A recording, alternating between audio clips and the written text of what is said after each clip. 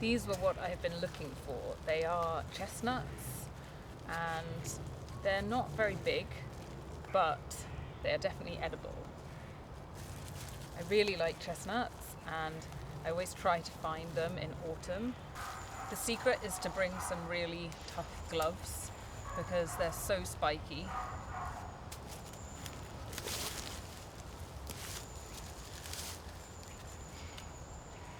A lot of these are too small, so I'm just going to leave them for squirrels.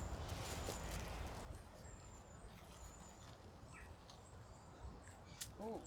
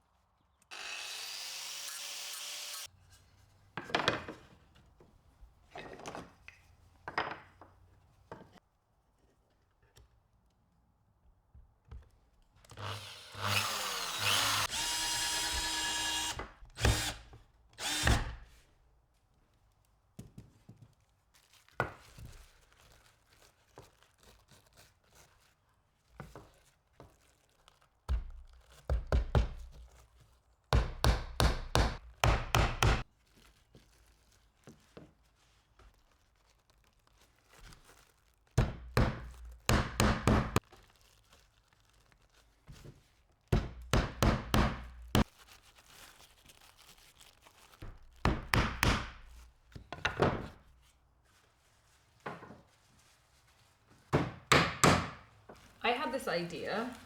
I really want some hand carders, which are these things that you use when you're spinning wool, but they're really expensive actually for what they are. And I just couldn't help but think that I could make something myself that would do the job. And then when I saw the chestnut shells recently, I had an idea to maybe try and make it out of those. just because they're so spiky.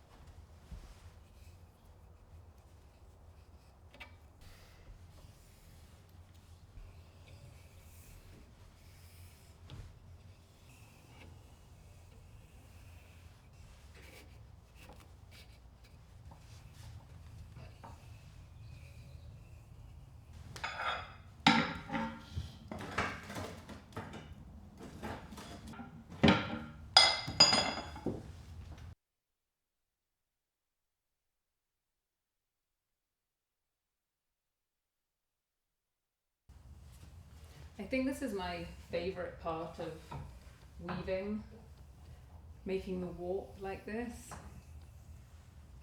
It's so meditative and you really get into the flow of it.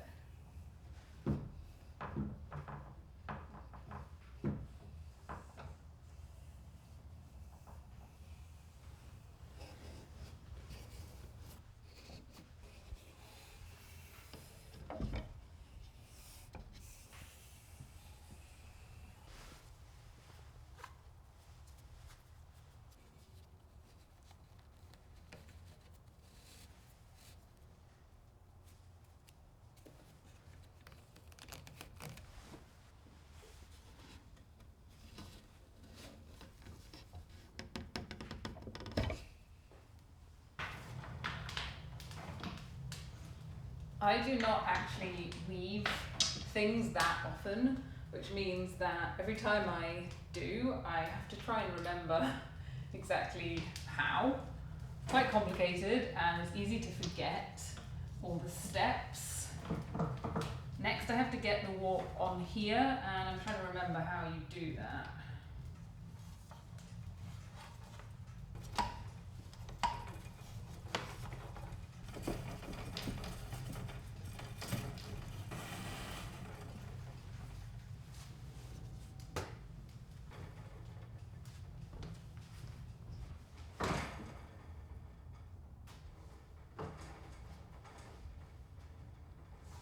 Ideally for this you need 2 people, because I have to crank this around the back of the loom, but I'm going to try and do it with a chair.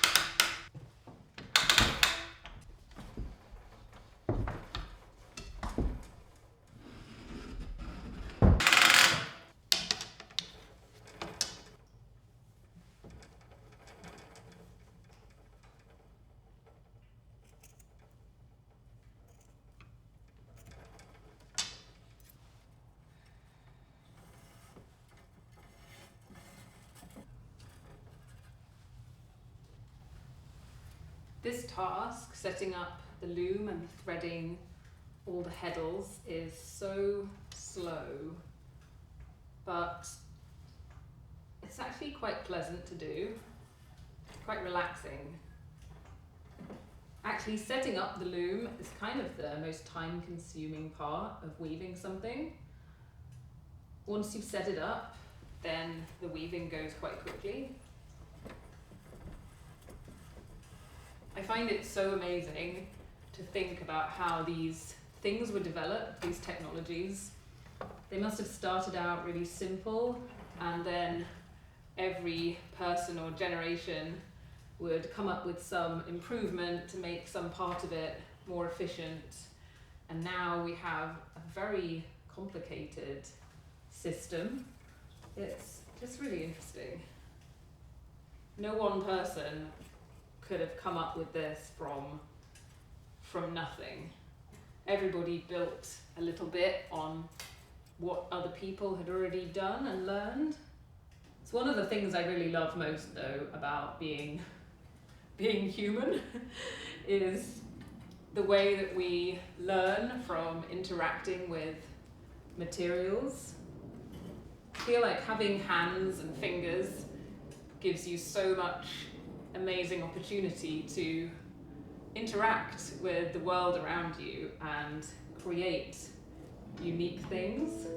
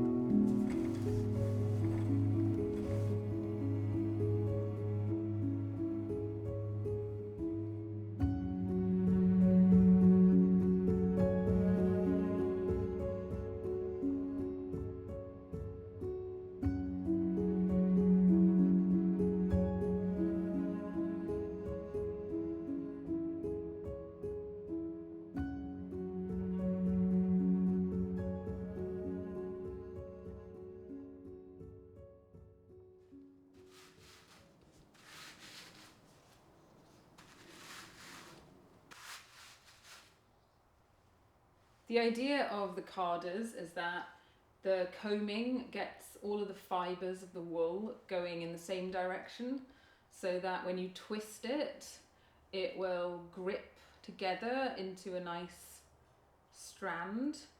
These kind of work. They're not ideal, to be honest, but I don't know, maybe there's potential.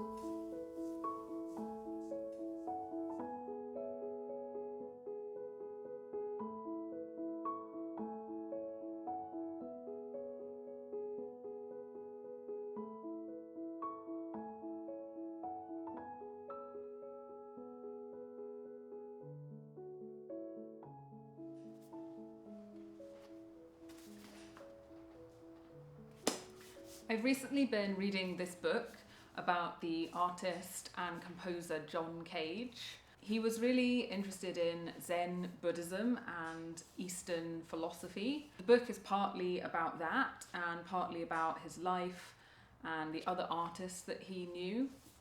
He's most well known for composing a piece of music that was essentially 4.5 minutes of silence. The musician just would sit at the piano and not do anything for 4.5 minutes, and the sound of the piece was just the ambient noises in the room or noises from the audience. So it's quite controversial, and a lot of people thought it was a gimmick and a joke when he did that, but it's kind of an interesting idea.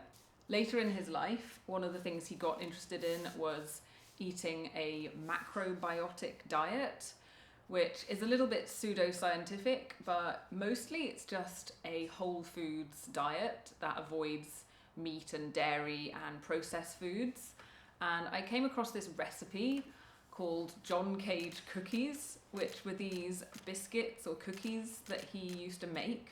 And the recipe was on this blog, and I thought I would try making John Cage cookies.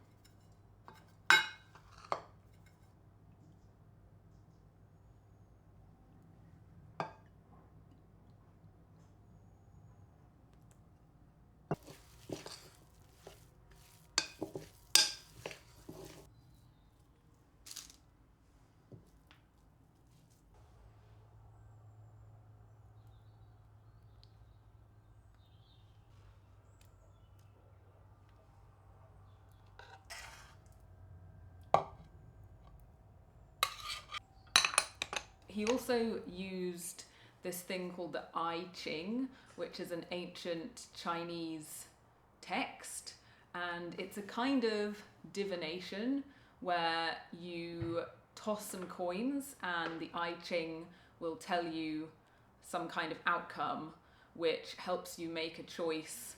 And the idea is that it allows you to free yourself from your own kind of will and your own influence in the decisions you're making.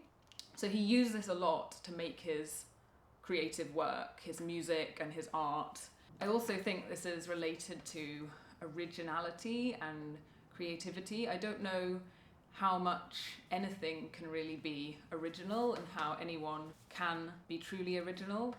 I don't know if it's actually possible for us to free ourselves from the subconscious patterns and routines that we follow. Maybe John Cage was trying to achieve something that really was genuinely original, but the way he had to do this was completely let go of his own control over the outcome. And also, I guess, his judgment. It was like an exercise in letting go of control and also not judging what the result was, but just trying to accept it and appreciate it for what it was.